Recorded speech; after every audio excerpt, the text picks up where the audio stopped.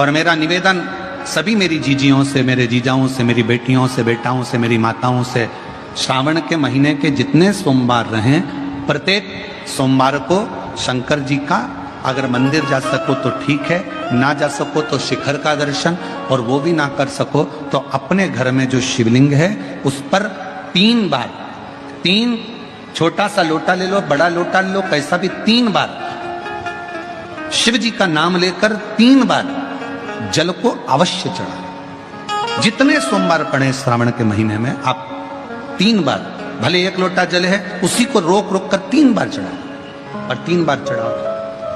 जैसे शिव मंदिर में 3 ताली का नियम है, सावन महीने में 3 लोटा अर्थात 2 लोटा जल पर रुककर 3 बार अगर जल चढ़ाया जाता है तो ब्रह्मा, विष्णु और महेश उस जल को स्वीकार कर कर तेरे घर का भंडार भर देते हैं।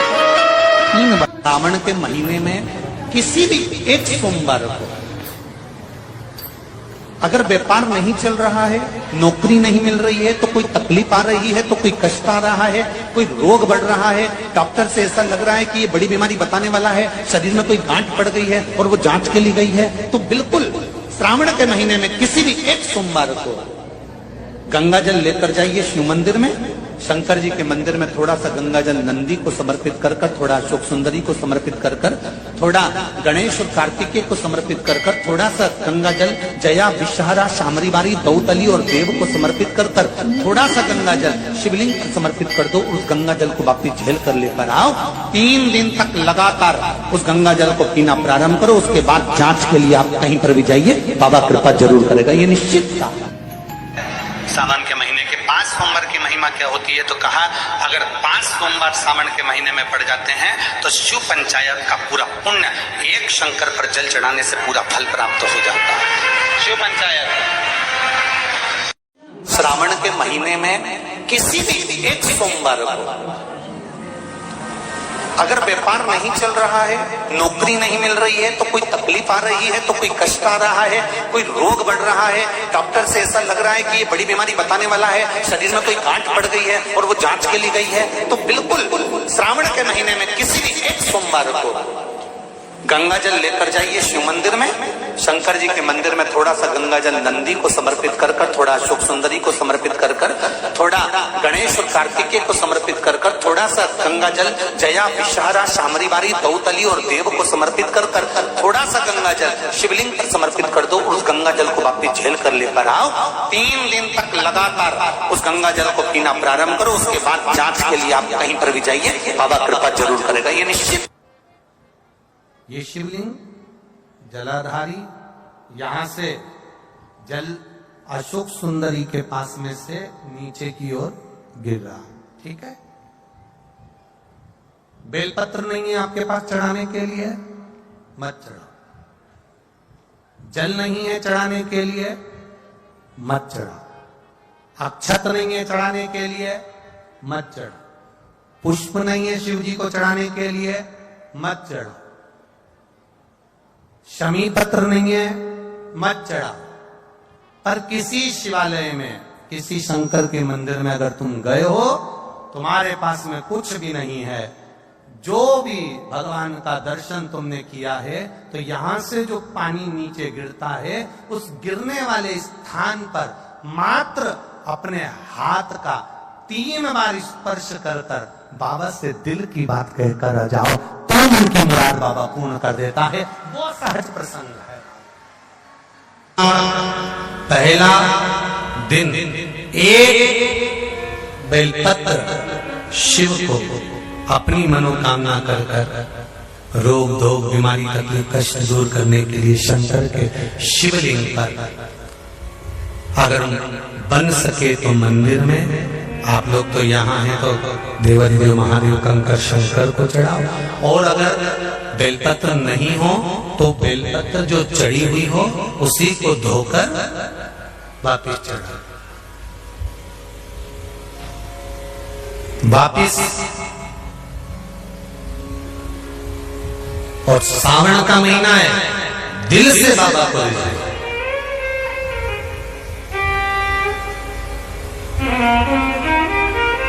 हम धर्म करने के चक्कर में परमात्मा के भजन के चक्कर में किसी का अपमान ना करे। इसका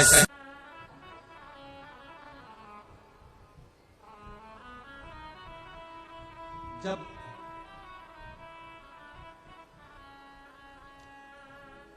सारी दुनिया की ठोकर खा लो, सारी दुनिया के हाथ जोड़ लो, सारी दुनिया से निवेदन कर लो और उसके बाद भी तुम्हारी दुख की घड़ी समाप्त नहीं हो, तब प्रयास करना तुम्हारे घर में कोई गमला हो, कोई पौधा लगा हो, जो भी पौधा लगा, हम ये नहीं कहेंगे कि वो गुलाब का है कि गेंदा का है कि शमी का है कि बेलपत्री का है, जो पौधा तुम्हारे घर में लगा, जो पौधा, एक प्रयास करना। अभी सावन चालू हुआ है, अगर तुम्हें लगता है कि मेरी दुख का समय समाप्त नहीं हो रहा, मेरी दुख की घड़ी समाप्त नहीं हो रही, तो घर में रहने वाले जितने लोग आस्था चैनल पर कथा सुन रहे हैं, जितने फेसबुक यूट्यूब पर कथा सुन रहे हैं और जितने पुष्कर राज की इस पावन धरा पर बैठकर कथा सुन रहे हैं, उनसे निवेदन करेंगे, श्रावण 2 सावन अब की बार हैं, एक अधिक मास का भी पड़ेगा और एक श्रावण ये पड़ेगा। ये जब 2 श्रावण पड़ते हैं तो इसमें हरि और हर का मिलन होता है, हरि और हर का मिलन, क्योंकि अधिक मास जो है वो भगवान पुरुषोत्तम का है, भगवान विष्णु का, और सावन के मध्य में अगर पड़ रहा है तो देवाधिदेव महादेव के साथ भगवान हरि का मिलन हुआ है, इसलिए इसको हरिहर श्रावण कहते हैं। ये 2 महीने के श्रावण में अगर मान लो एक दिन आपका निकल भी गया, 2 दिन आपके छूट भी गए, कोई दिक्कत की बात नहीं।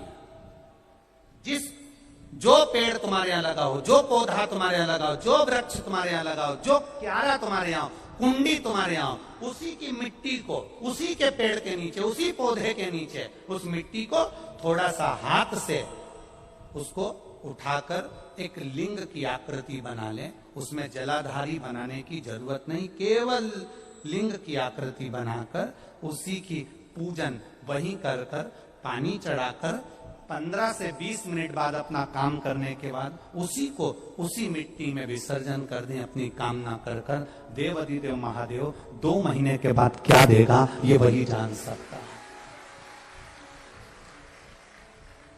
वो क्या प्रदान करेगा ये उसके ऊपर। देख लिया हमने, बहुत प्रयास कर देख लिया, सारी दुनिया का हमने प्रयोग कर देख लिया। इनसे भी पूछा, उन्होंने कहा वाशरूम इधर बना दो, वास्तु शास्त्री ने कहा ये बना दो, ज्योतिषाचार्य ने कहा ये बना दो, उन्होंने कहा ये बना दो, उन्होंने कहा वो बना दो। हमने दुनिया का काम कर देख लिया, हाथों की अंगूठियां बदल कर देख ली, नथ आभूषण बदल कर देख लिए, सोने की दिशा बदल कर देख ली, सीढ़ियों की दिशा बदल कर देख ली। अब जब सारी दिशा बदल कर देख ली, सारा काम कर देख लिया, उसके बाद भी अगर हमारी ग्रह दशा नहीं सुधरे, हमने सबके दरवाजे जाकर देख लिया, देवी देवता उनके भी धोख के देख लिया, पर जब भी अगर हमारी दशा ना सुधरे तो फिर कहीं मत जाना, महादेव के चरणों में जाकर बस उसकी आराधना में लग जाना, हो जाएगा। जो माताएं श्रावण के सोमवार का व्रत करती हैं वो पशुपति व्रत मत करना।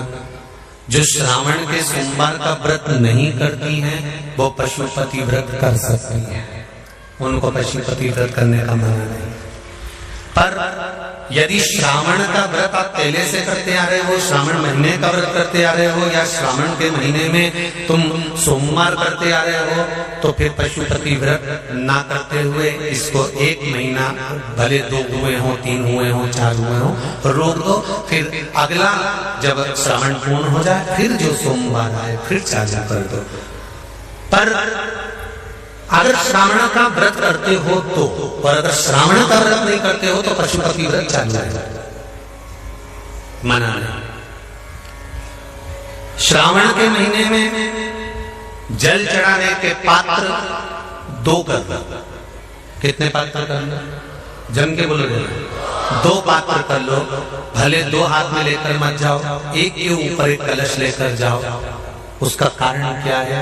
शंकर भगवान ने मां पार्वती के सम्मुख में गंगा का आवाहन करा था। तो गंगा जी ने आकर पूछा था, स्वामी